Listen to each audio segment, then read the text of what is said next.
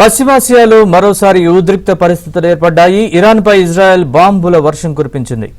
ఉద్రిక్తలు కొనసాగుతున్నాయి. ఈ ఉద్రిక్తలు ఇప్పుడు మరోవైపు ఇక ఇరాన్పై దాడులు పెద్ద ఎత్తున కూడా కొనసాగుతున్నాయని చెప్పాల్సి ఉంటుంది. ఇజ్రాయెల్ కావచ్చు, అమెరికా కావచ్చు, రెండు దేశాలు సంయుక్తంగా తమ ఆపరేషన్ ఇరాన్ పైన ప్రారంభించడం జరిగింది. ఉదయం నుంచి కూడా బాంబుల మోతతోనే ఇరాన్ రాజధాని అయిన టెహరాన్లో పెద్ద ఎత్తున కూడా పూర్తిగా కూడా ఎక్కడికక్కడ కూడా కొన్ని పొగలు, అదేవిధంగా పెద్ద ఎత్తున కూడా బిల్డింగ్లను కూడా నీటమట్టం అయిపోతున్న పరిస్థితిని ప్రస్తుతం మనం చూస్తున్నాం.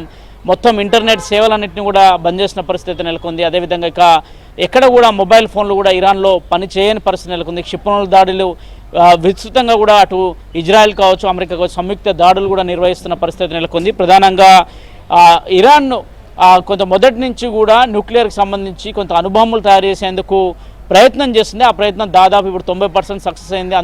అందుకు అనుగుణంగానే ఇతర దేశాలను కూడా బెదిరించే ధోరణితో తానుంది. అందుకే ఇరాన్ పైన సంయుక్త దాడులు నిర్వహిస్తున్నాను కూడా అమెరికా అధ్యక్షుడు ట్రంప్ ప్రకటించడం జరిగింది. ఇజ్రాయెల్ అదేవిధంగా అమెరికా సైన్యం కలిసి కూడా ఇరాన్ను టార్గెట్ చేస్తున్నాం. ఇరాన్లో ఉన్న ఎక్కడైతే అణు ఒప్పంద కేంద్రాలు ఉంటే ఆ అణుకు సంబంధించి వాటన్నిటిని కూడా పూర్తిగా కూడా ధ్వంసం చేసే వరకు కూడా ఈ యుద్ధం కొనసాగుతుంది అనేది కూడా ఆయన చాలా స్పష్టం చేయడం జరిగింది. ఇక ఇరాన్లో చూడొచ్చు కొంత భయంకరమైన భీకరమైన యుద్ధ వాతావరణం అయితే నెలకొందని చెప్పాల్సి ఉంటుంది. ఏ నిమిషంలో ఏం జరుగుతుందో కూడా తెలియని పరిస్థితి ఉంది. రెండు రాష్ట్రాలకు సంబంధించి మొత్తం రెండు దేశాలకు సంబంధించిన ప్రతినిధులు ఆ దేశాలలో ఉండే ప్రజలందరికీ కూడా ఒక ఎమర్జెన్సీ అలర్ట్ని ప్రకటించడం జరిగిందని చెప్పాల్సి ఉంటుంది. అందరినీ కూడా బంకర్లో వీలైనంత మందిని ఇళ్లలోనే ఉండాలి, బయటికి రావద్దు, ఏ క్షణమైన ఏమైనా జరగవచ్చు అనేది కూడా ఇప్పటికే అక్కడ ఒక రెడ్ అలారం కూడా ఇవ్వడం జరిగిందని చెప్పాల్సి ఉంటుంది. కొంత రెండు దేశాల మధ్య కూడా నెలకొన్న తాజా పరిణామాలు కూడా చూడవచ్చు. మరోవైపు ట్రంప్ తన ప్రకటనలు చేస్తూనే ఉన్నాడు. ఖచ్చితంగా కూడా పూర్తిగా ఇరాన్లో ఉన్న అనేక స్థావరాలను కూడా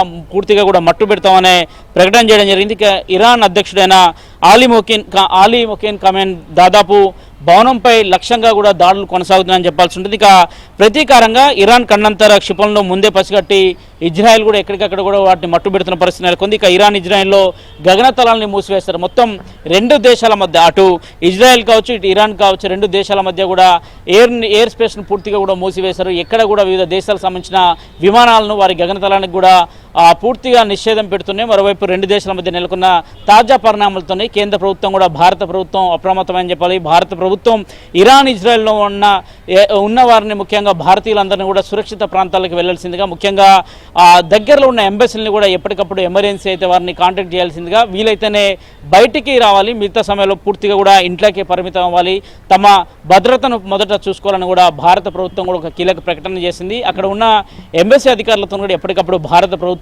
సంప్రదింపులు కూడా జరుపుతున్న పరిస్థితి నెలకొంది. ఇక దాదాపు కొంత భీకర యుద్ధం అయితే రెండు దేశాల మధ్య జరుగుతుందని చెప్పాలి. అనేక మంది ఇప్పటికే నివాసాలు కోల్పోయి రోడ్లపైకి వస్తున్న విజువల్స్ కూడా కనిపిస్తున్నాయి. రెండు దేశాల మధ్య కొంత భీకరమైన పోరు కొనసాగుతుందని చెప్పాల్సి మొత్తం 30 ప్రాంతాలు లక్ష్యంగా చేసుకుని ఈ దాడులు జరుగుతున్నాయి అనేది కూడా చాలా స్పష్టంగా అర్థమవుతుంది. ఇక ఈ రోజంతా కూడా దాదాపు ఈ దాడులు కొనసాగిస్తామని చెప్తున్నారు. ఇరాన్ వెనక్కి తగ్గకపోతే మాత్రం పూర్తిగా కూడా ఎక్కడైతే అణుబాంబులకు సంబంధించిన కావచ్చు, ఎక్కడైతే ఇవన్నీ చోటు చేసుకున్నారో దానికి సంబంధించి పూర్తిగా కూడా అణు ఒప్పందం పైన పూర్తిగా కూడా అమెరికా అత్యంత తీవ్రంగా ఈ అంశాన్ని పరిశీలిస్తుందని చెప్పాల్సి ఉంటుంది. ఇజ్రాయెల్తోని కలిసి సంయుక్త దాడులు అయితే అక్కడ